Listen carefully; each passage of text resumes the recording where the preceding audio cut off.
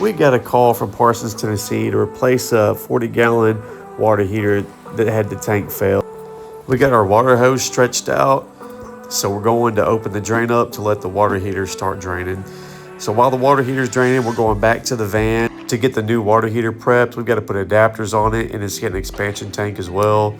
So we're getting our Teflon tape, our thread sealant out of the bag, and I'm getting 2 pairs of pliers here to tighten all of our adapters. And here I'm back inside. I've got to cut the existing cpvc, so we use these Milwaukee close quarter cutters. You can see how they work. You rotate them on the pipe. We want to make sure the power's dead. We're checking the wires. We've got the breaker off, but we just want to be double sure. And so there's a live wire. The voltometer worked. This water heater was still full of water, so we brought in a transfer pump to help get the water out. A lot of times when a tank fails, there could be sediment in the bottom or flakes of rust that settle on the bottom and make it hard to drain, and the transfer pump helps to pick up the flow.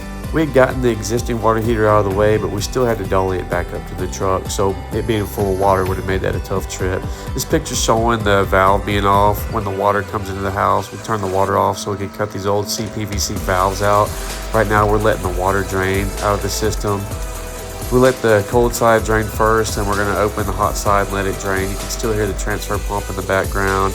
Anytime we're adapting from cpvc to another kind of pipe, we use our vacuum. We want to make sure that there's no water in the system that's going to cause our glue joints not to cure. So we're back in the van. We're getting 3/4 cpvc to PEX-A adapters. We're getting some wire nuts for our connections to the electrical. This is me putting the cover back on the electrical after I got the connections made to the new unit.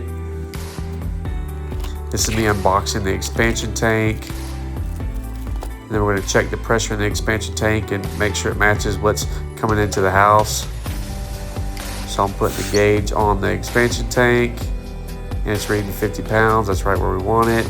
So everything's installed. We got the water back onto the house. We're testing down to our valve. We put a new pan in and a drain going to these trench drains.